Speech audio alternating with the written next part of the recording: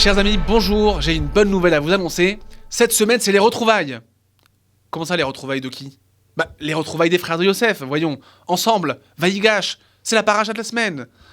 Alors, c'est vrai, ils se retrouvent, Yosef n'est pas le vice-roi d'Égypte qu'il pense être, c'est aussi, et d'abord, leur frère.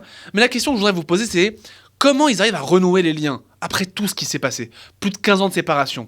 Yosef est vendu, jeté en prison, il vit les plus grandes difficultés. Et après, ils se retrouvent dans notre paracha et ils pleurent les uns sur les autres. Comment on arrive à retrouver les liens de fraternité qui ont été perdus?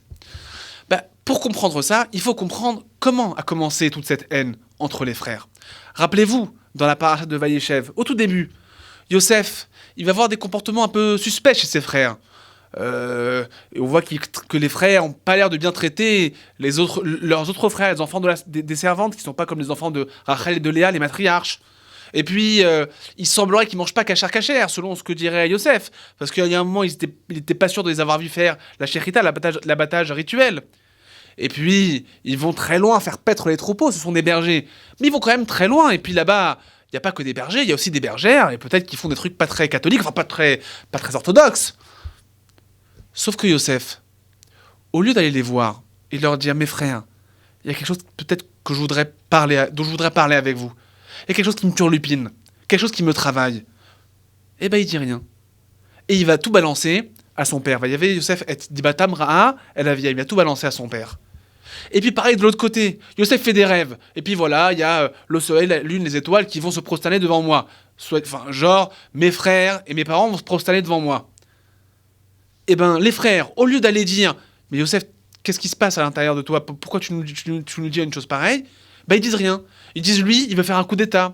Ils lui font un procès d'intention. C'est une quête de pouvoir. C'est une volonté de dominer. Alors du coup, en fait, ils vont couper le dialogue. Ce qui va être le début de la haine, c'est le fait de ne pas avoir créé de dialogue entre les frères. Ce qui fait que quand Yosef, encore dans Vayeshev, il va voir ses frères, il dit « Et achai anochi mevakesh » je cherche mes frères. Mais Rashi explique, c'est pas mes frères que je recherche, c'est la fraternité que je recherche. L'homme qui se trouve sur le chemin, qui n'est autre que l'ange Gabriel, lui dit « Bachoumizé ». Ils se sont enfuis de ça. Ils n'ont plus de rapport de fraternité avec toi. Et là est arrivée la haine.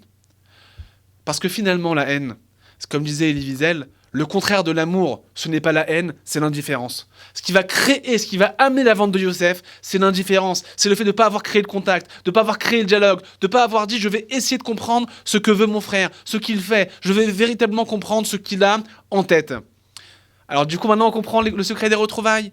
Le secret des retrouvailles, c'est le nom de la paracha. La paracha, elle s'appelle Vayigash. Vayigash, ça veut dire il s'approcha. Vayigash Yehuda. Yehuda s'approche. Évidemment, c'est pas simplement que dans un sens physique, mais c'est aussi dans un sens de l'état d'esprit. Yehuda va à la rencontre de son frère. Yosef va être à l'écoute de ses frères. Yehuda va dire non, tu ne prendras pas. Il pense que Yosef est le vice-roi. Il dit, tu ne prendras pas Binyamin en otage. Je préfère que moi, je sois jeté en prison, plutôt que mon frère soit jeté en prison. Mais Yosef, il dit, mais ils ont réparé la faute. Il les entend dire, nous on regrette. C'est à cause du fait qu'on a vendu Yosef qu'il nous arrive toutes ces choses-là. Mais Yosef, lui, il n'est pas indifférent. Il est à l'écoute de regrets de ses frères. Alors, on arrive aux retrouvailles. Yosef bat les masques, il enlève son costume et il dit voilà, je suis Yosef, votre frère, est-ce que mon père est encore vivant? Ça veut dire, maintenant que je suis allé à la rencontre de ce que vous m'avez dit, que Yehuda il va à la rencontre de Yosef, qu'à la fin chacun est à l'écoute pour se comprendre, on peut enfin redevenir des frères et on voit qu'effectivement, les frères vont pleurer les uns sur l'épaule des autres. C'est ça peut-être le secret. C'est que finalement, pour renouer les liens, pour aimer, il faut être capable de comprendre. Mais peut-être plus que ça. Pour aimer, il faut simplement chercher à comprendre. Vayigash Yehuda, s'approcher pour comprendre, c'est la paracha du retour de la fraternité, c'est le retour qui finalement est la clé de la fin de l'exil. Le retour de l'amour passe par s'approcher pour comprendre. Shabbat Shalom.